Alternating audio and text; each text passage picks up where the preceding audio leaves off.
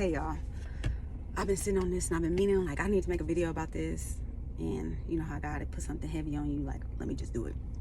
So many of y'all know that I had got my daughter a car, right? And I already had planned on in my mind that I was gonna get her a car for her senior year, and because I had got my oldest one around time for his senior year as well, when he was a senior.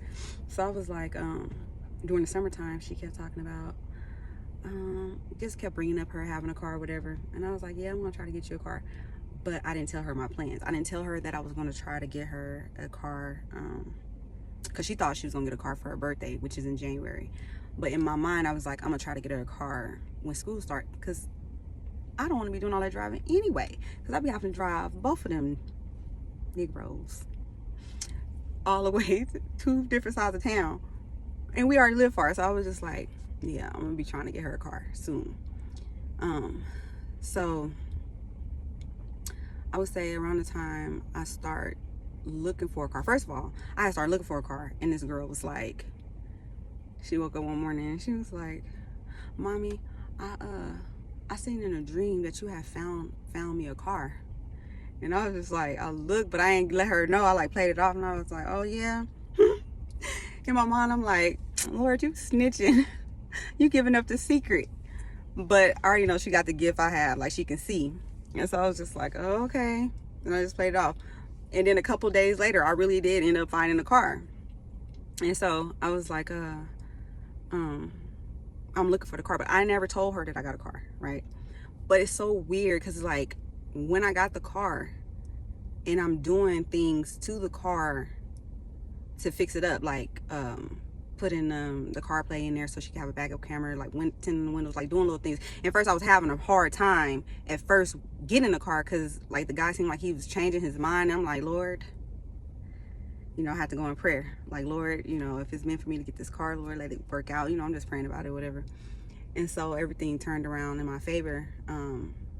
And like for that week, like, she was complaining. I mean, complaining every day, all day, about her having a car, about her getting up early in the morning, because we have to get up extra early when my son is with me. On the days that he's with me, we have to get up extra early to get both of them to school on time and for me to make it to work. So I was like, I lost my train of thought for a second. I'm getting old. So she complaining that whole week. Then my son, my youngest son, start taunting her. He'll be like telling her that's why you don't got no car and stuff like that. Or he'll be like, I guess he was telling her that my dad got a car, that he gonna help me get a car. Is the car already over there and all this other stuff? And so she already in her feelings, like, he about to have a car before me and I'm a senior. Like, she was up there crying and whining, and I would tell her, and I'm like, stop complaining. Like, stop complaining.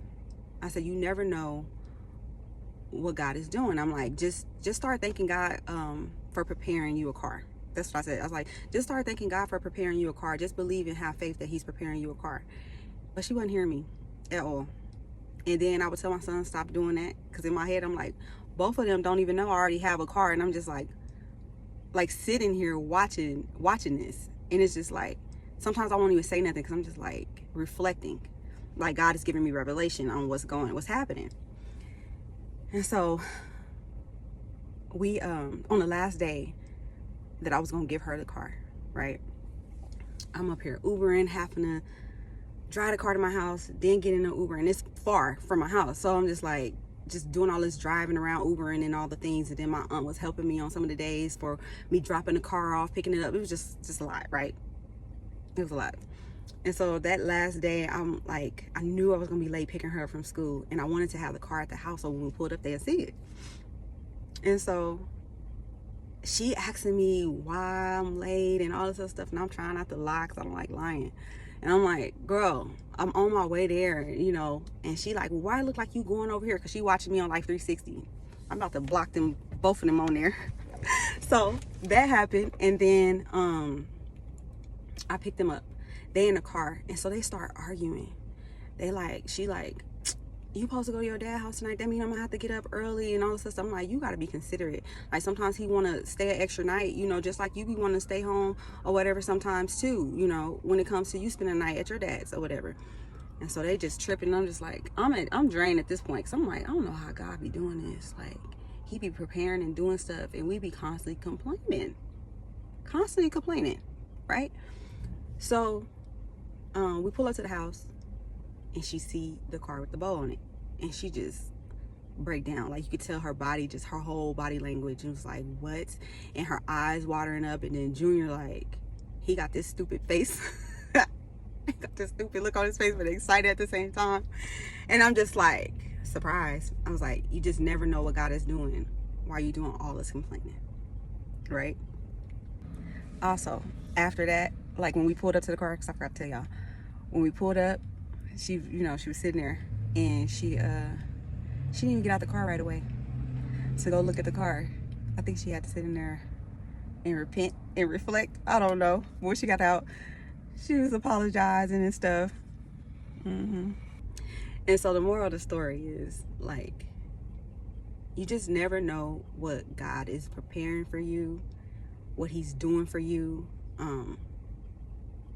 It's like, you just got to stop complaining, and sometimes you have to stand on his word, you know. You just never know. And it's like, he was just showing me the whole time. He was showing me, like, you complaining and not knowing what I'm doing behind scenes, what I'm preparing for you. So just stop complaining and just give thanks and trust him and stand on his word. Learn to trust the process. Learn to trust his word, you know. And so that's what I was getting out of it. And then the thing is, God showed her that I found a car, but she allowed the enemy to fill her with lies. That's what we do. We allow the enemy to fill us with lies and not to believe, because that's what my son was. He was the representation of that, like, constantly feeding her lies and frustration and defeat and all the things, and not believing that what God already showed her. You get what I'm saying? So I just wanted to share that, because that was blessing me the whole time. Like, okay, I'm learning this. I'm learning something out of this. Like, stop complaining. Trust his word. Stand on his word. Not allow the enemy or ourselves to constantly fill us with lies, and not be like being frustrated on the things that we want and feeling like we're defeated, like we can't have those things. So I just wanted to share that. Y'all be blessed.